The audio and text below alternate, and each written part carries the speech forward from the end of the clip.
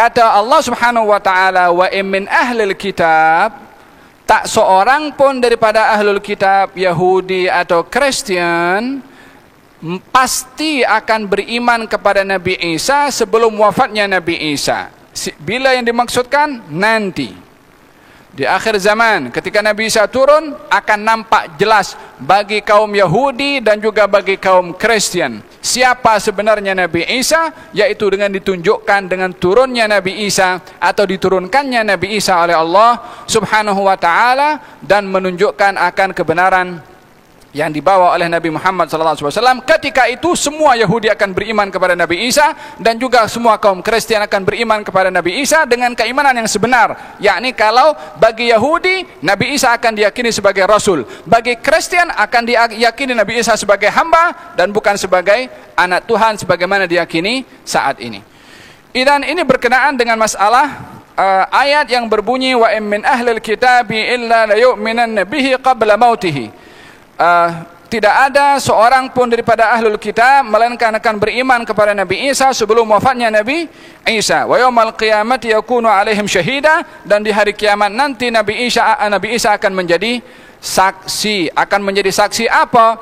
Menjadi saksi akan kebenaran bahwasanya Nabi Isa adalah Rasulnya Allah untuk menjawab kepada bangsa Yahudi, dan untuk menjadi saksi bahwasanya Nabi Isa adalah hamba Allah untuk menjadi saksi kepada kaum Kristen. Yahudi mengingkari kerasulan Nabi Isa, kaum Kristen mengingkari kehambaan Nabi Isa. Nabi Isa sendiri yang akan menjadi saksi nanti di hari kiamat untuk mengatakan saya adalah Rasul dan hamba Allah Subhanahu wa taala, seperti mana Allah merekodkan kata-kata Nabi Isa di dalam Al-Quranul Karim ketika disoal oleh Allah, yang soalan ini akan berlaku nanti di hari kiamat, bukan sekarang, bukan saat Nabi Isa diutus pun. Soalannya sudah ada, jawabannya sudah ada, peristiwanya belum terjadi, sebab zaman kiamatnya belum terjadi. Apa kata Allah Subhanahu wa taala berkata dalam Al-Quranul Karim kepada Nabi Isa nanti bila mana di hari kiamat? Kata Allah Subhanahu wa taala, "A anta qulta lin-nasi ittakhiduni wa ummiya ilahaini min dunillah?" Hai Isa putra Maryam, adakah kamu mengatakan kepada kaum kamu, yakni kaum Kristen, bahwasanya aku, yakni Nabi Isa, dan ibu aku, yakni Siti Maryam, adalah Tuhan selain Allah Subhanahu wa taala? Kata Nabi Isa mengatakan, ma qultu lahum, aku tidak berkata kepada mereka perkara yang tidak benar. Aku mengatakan kepada mereka apa yang kau suruh aku kata kepada mereka. In kuntu qultuhu faqad alimta, kalau aku berkata demikian seperti mana dituhmahkan kepada aku, engkau pun maha tahu aku berkata atau tidak. Ta'lamu ma fi nafsi wa la a'lamu ma fi nafsik. Engkau wahai Allah tahu akan apa yang ada dalam diri aku, dan aku tidak tahu selok-belok apa yang ada kepada engkau, karena dirinya hamba, Allah adalah Tuhan. Maka Allah menjawab, al-yawma yanfa'u shadiqina sidquhum. Hari ini adalah hari kejujuran seseorang akan mendatangkan manfaat kepada orang yang jujur. Yang dimaksudkan adalah Nabi Isa, yaitu Nabi Isa mengatakan, aku kata kepada mereka apa yang kau suruh aku kata kepada mereka, yaitu aku adalah hamba dan Rasul Allah Subhanahu wa ta'ala. Dan ini kata-kata jawaban kepada kaum Yahudi yang mendustakan Nabi Isa, dan kaum Kristen yang mendakwa Nabi Isa adalah sebagai anak Tuhan. Wa yaumal qiyamati yakunu alaihim syahida, dan di hari kiamat nanti Nabi Isa akan menjadi saksi. Fa bi dhulmin minal ladzina hadu harramna alaihim thayyibatin uhillat lahum wa bi saddihim an sabilillahi katsira. Dan disebabkan kezaliman orang-orang Yahudi, kami haramkan ke atas mereka perkara-perkara baik yang dihalalkan kepada mereka, dan disebabkan oleh kerana mereka berpaling daripada ajaran Allah Subhanahu wa taala. Kita perlu sedar bahwasanya di dalam Al-Quranul Karim atau di dalam hukum hakam syara, perkara yang dihalalkan atau yang diharamkan, tak selalunya perkara yang diharamkan itu adalah perkara yang memudaratkan. Tidak selalunya perkara yang diharamkan memudaratkan. Sebahagian perkara yang diharamkan memudaratkan, tapi tidak semua perkara yang diharamkan memudaratkan. Disebabkan oleh kerana Allah Subhanahu wa taala pernah mengharamkan sesuatu yang dihalalkan kepada Bani Israel. Kalau sesuatu yang diharamkan tadi yang awalnya halal lalu diharamkan, kalau sebab pengharamannya itu adalah karena mudarat, daripada awal lagi diharamkan, tak perlu dihalalkan dulu baru diharamkan. Oleh kerana tidak semua sebab pengharaman itu karena makanan itu memudaratkan, akan tapi ada sebab yang lain. Apa sebab yang lain? Terkadang pengharaman daripada Allah kepada satu bangsa sebagai hukuman kepada bangsa itu. Tak ada problem kepada makanannya, tapi problemnya kepada perbuatan orang itu yang dihukum oleh Allah Subhanahu wa taala karena pelanggaran yang dilakukan. Untuk memudahkan, contoh saja, anak yang diberi kereta oleh orang tuanya, lalu anak itu tak pandai jaga nikmat kereta, keluar hari-hari pulang pukul 2 malam, atau dia racing di tengah-tengah malam kena tangkap polis, atau mungkin berlaku perkara-perkara yang memudaratkan, tak bijak guna kereta. Kata bapaknya, bagi kunci. Mulai hari ini aku haramkan engkau pakai kereta. Pengharaman menggunakan kereta di sini bukan karena pakai kereta haram, tapi ini hukuman kepada budak yang tak pandai guna kereta. Allah Subhanahu wa taala mengharamkan perkara yang dihalalkan oleh Allah kepada Bani Israel, yakni haramna alaihim thayyibatin uhillat lahum. Kami haramkan perkara-perkara yang baik, yang halal awalnya kepada mereka. Kalau itu perkara yang haram memudaratkan, kenapa dihalalkan awalnya oleh Allah Subhanahu wa taala?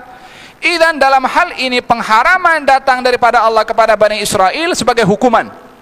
Seperti mana budak tadi yang dihukum oleh bapaknya karena tak bijak menggunakan nikmat. Demikian mereka Bani Israel, karena zalim kepada diri mereka sendiri, melanggar perintah Allah Subhanahu wa taala, disuruh jangan memancing pada hari Sabtu, dia pasang perangkap.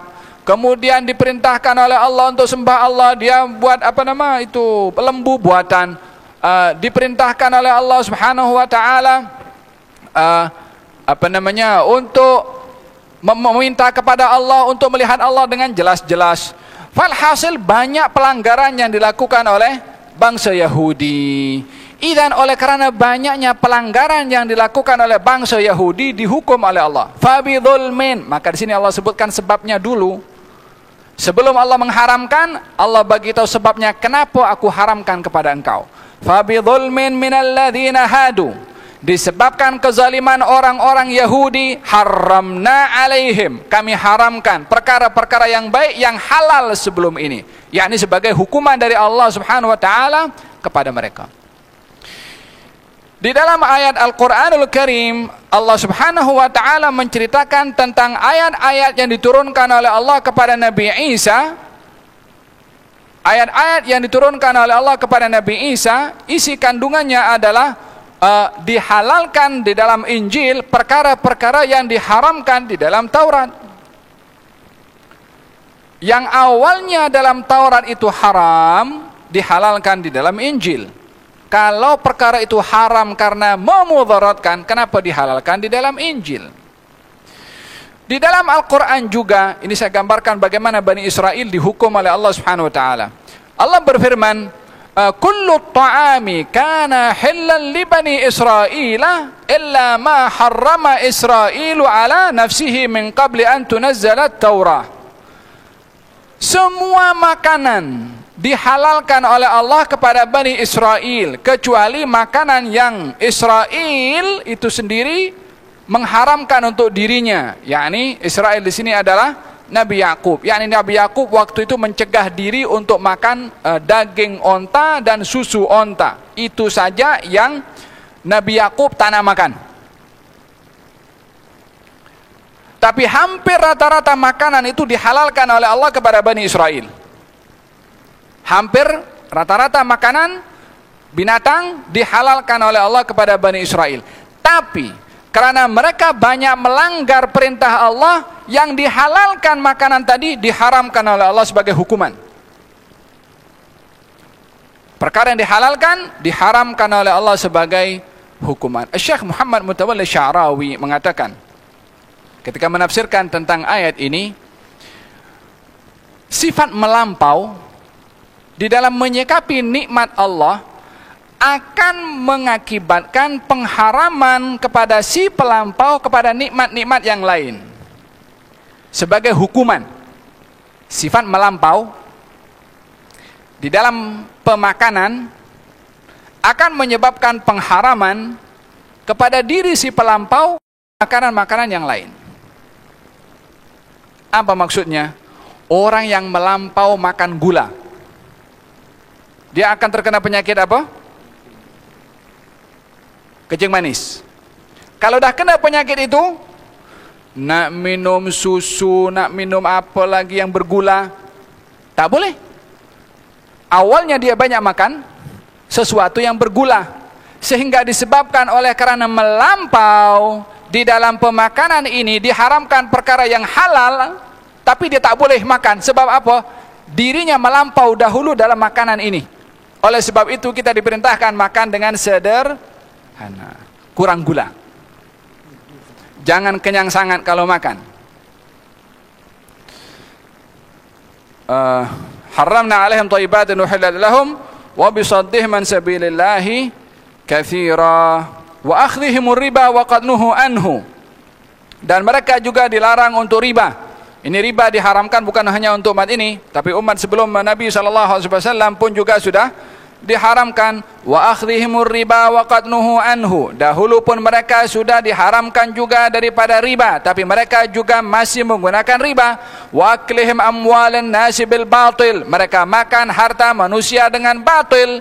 Apa maksud makan harta manusia dengan batil? Rashwah, mencuri, tipu, merompak, ragut, walhasil ambil harta orang bukan dengan sebab yang benar, itu ambil harta orang dengan batil, apapun namanya. Nak dinamakan sedekah, bukan rashwah, sedekah saja, sagu hati. Tapi praktikalnya rashwah. Nak dinamakan lagi hadiah daripada langit pun tetap itu namanya rashwah. Di akhir zaman orang akan memanipulasi istilah. Riba, bukan riba, ini hadiah daripada bank. Yang menentukan hadiah atau bukan sistem, cara muamalahnya yang mesti ditimbang dengan ulama ahli fiqh. Apa lagi? Rashwah. Tak, ini bukan rashwah, tapi hadiah permulaan. Namakan apa saja perkara yang batil, ila yaumil qiyamah batil, hatta namanya apa saja. Jangan tertipu dengan istilah. Timbanglah perkara dengan nilai-nilai syarak. Fahimtum? Wa akhdhihimur riba wa qad nuhu anhu wa aklihim amwalan nasi bil batil. Wa a'dadna lil kafirin minhum adzaban alima. Dan kami sediakan bagi orang-orang kafir di antara mereka azab yang pedih. Lakinir rasikhuna fil ilmi, kecuali orang-orang yang dia berpegang kepada ilmu daripada ahlul kitab.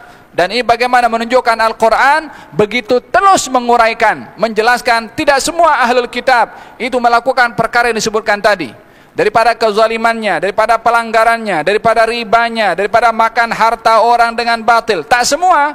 Lakinir rasikhuna fil ilmi, orang-orang yang betul berpegang dengan ilmu dan kebenaran daripada ahlul kitab, daripada orang Yahudi, daripada orang Kristen, ada di antara mereka yang berpegang dengan kebenaran. Wal mu'minun, dan orang-orang beriman kepada apa yang diturunkan oleh Allah Subhanahu wa taala kepada engkau wahai Rasulullah, dan diturunkan kepada orang-orang sebelum engkau wahai Rasulullah, dan orang mendirikan salat, mengeluarkan zakat, beriman kepada Allah dan hari akhir, mereka akan diberikan ganjaran yang besar oleh Allah Subhanahu wa taala. Kita akan ulas insyaallah ayat yang ini pada kelas yang akan datang, tentang pengecualian di dalam Al-Quranul Karim. Dan ini telusnya Al-Quran. Walaupun kaum Yahudi memusuhi kepada Islam, kaum Kristen memusuhi kepada Islam, tapi di antara mereka ada yang jujur, ada yang betul, diceritakan oleh Allah. Dan ini sebagai satu sikap insaf. Kita tak boleh nak menghukum orang purata semuanya. Faham tuh? Macam zaman kita sekarang. Tengok orang yang dia berpegang kepada tasawuf, tak betul. Semua tasawuf tak betul. Tengok orang berpegang kepada madhab sedikit melampau atau ta'asub, semua orang bermadhab tak betul. Iya kan? Duduk dengan orang yang dia mungkin ada sedikit masalah kepada pegangannya. Oh, ini sokong dengan orang ini. Manusia ini sudah menjadi hamba kepada kepada luaran. Gal kata baginda Rasulullah sallallahu alaihi wasallam menceritakan tentang orang yang di zaman Nabi sallallahu alaihi wasallam. Nabi menggalakkan orang bersedekah. Kemudian ada orang bersedekah dengan banyak, dibawa kepada Rasulullah. Ya Rasulullah, ini sedekah saya kepada engkau. Yani untuk persiapan keperluan kaum muslimin. Orang lain tengok, dia tunjuk riak tu. Ada satu orang datang bawa segenggam saja, diberikan juga kepada Rasulullah. Kata orang yang sama, manalah sikit saja dibagi. Tak dibagi pun tak perlu, karena terlalu sedikit. Bagi banyak salah, bagi sikit salah. Tak ada betulnya orang. Ini sifat adalah golongan orang-orang munafikin. Baginda Rasulullah duduk di satu tempat dijemput oleh seorang bernama Itban bin Malik. Itban bin Malik. Lalu Nabi tanya, mana itu siapa namanya satu bin Ja'sham. Satu seorang sahabat Nabi. Kata yang lain mengatakan, hadza minal munafikin. Ini munafik wahai Rasulullah. Kalau kata Nabi, jangan kamu berkata demikian. Dia bersaksi tiada Tuhan selain Allah dan Muhammad adalah Rasulullah. Kenapa orang itu menilai kepada bin Ja'sham tadi sebagai orang munafik? Katanya, aku nampak dia duduk dengan orang munafikin. Duduk dengan orang munafikin, dinilai sebagai munafik, ditegur oleh Nabi SAW. Kita kalau duduk dengan sebelah kita orang Kristen wala orang Yahudi, takkan kita beragama Yahudi ataupun beragama Kristen. Kalau kita duduk dengan sebelah orang bermadhab Maliki, bukan bermakna kita bermadhab Maliki. Kalau kita duduk dengan siapa saja yang ada apapun juga pegangannya, hanya sekedar duduk saja lalu dihukumkan dengan kalau bukan karena pandangan negatif terhadap seseorang, maka dia akan menilai mudah dengan memberikan cop kepada orang tersebut.